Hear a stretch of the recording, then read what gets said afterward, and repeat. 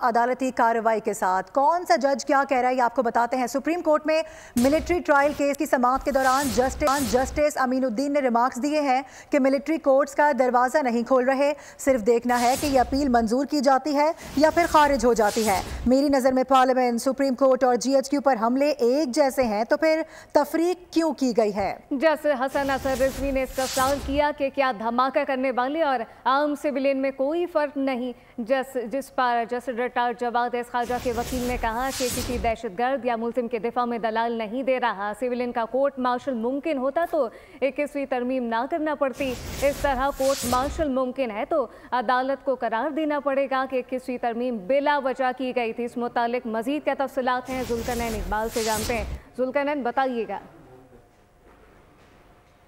देखिए, ख्वाजा अहमद हुसैन जो chief justice Jawad Khwaja के वकील थे, उनके दलाइल कुछ ही देर पहले मुकम्मल हो चुके हैं और सलमान अकरम राजा ने अपने दलाइल का आगाज़ किया है। दलाइल के आगाज़ में उन्होंने ये नुकता उठाया कि 21वीं आईनी तरमीम सिर्फ इस वजह से ही की गई थी, उसमें आर्टिकल 175 में तरमीम की करने की वजह भी यही थी कि जो आर्मी एक्ट है वो उस वक्त भी मौजूद था, उसके होते हुए फ़ौजी अदालतों में सिविलियंस का और दहशतगर्दों का ट्रायल मुमकिन नहीं था, जिस वजह से आइन में तरमीम करना पड़ी।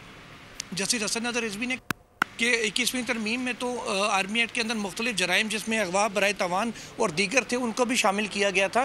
तो उन्होंने कहा, ख्वाजा अहमद हुसैन का नुकता ये था कि अगर इन तो फिर सिर्फ आर्मी एक्ट में ही तरमीम की जाती, आइन में तरमीम क्यों करना पड़ी। असल बात तो ये है। और जस्टिस मुसरत हिलाली ने कहा कि जो 2017-15 में ये तरमीम हुई थी, 2017 में इसका टाइम ख़त्म हुआ, 2 साल के लिए इसको तोसी दी गई, तो उसके बाद 9 और 10 मई के मुल्ज़िमान का किस जुरिस्डिक्शन में फ़ौजी अदालतों में ट्रायल किया गया, इस हवाले से भी आगाह करें। इस पर ख्वाजा अहमद हुसैन ने उन्हें बताया कि ऑफिशियल सीक्रेट एक्ट की दफात 2D1 और 2D2 के तहत 9-10 मई के मुल्ज़िमान का ट्रायल हुआ था। ख्वाजा अहमद हुसैन का ये भी एक नुकता था कि अगर अदालत दफात को कलअदम करार रहने देती है तो इसका ये मतलब नहीं कि कोई दहशतगर्द या कोई भी जो एहतजाज करने वाला है ये अमलाक को नुकसान पहुंचाने वाला है वो आज़ाद हो जाएगा, बल्कि इंसदाद दहशतगर्दी का कानून पहले से मौजूद है जिसके तहत उनका ट्रायल होगा।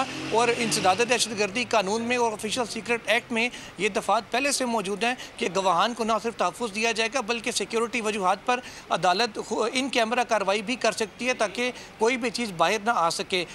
अब जो 20,000 रुपये जुर्माना किया गया था फुल कोर्ट तश्कील देने की एक दरख्वास्त थी ख्वाजा अहमद हुसैन की जानिब से दायर की गई थी, वो 20,000 रुपये साबिक चीफ जस्टिस जवाद ख्वाजा को हुआ था। दलाइल के अख्ताम पर आईनी बेंच ने वापस ले लिया है और अब सलमान अकरम राजा ने अपने दलाइल का आगाज किया हुआ है।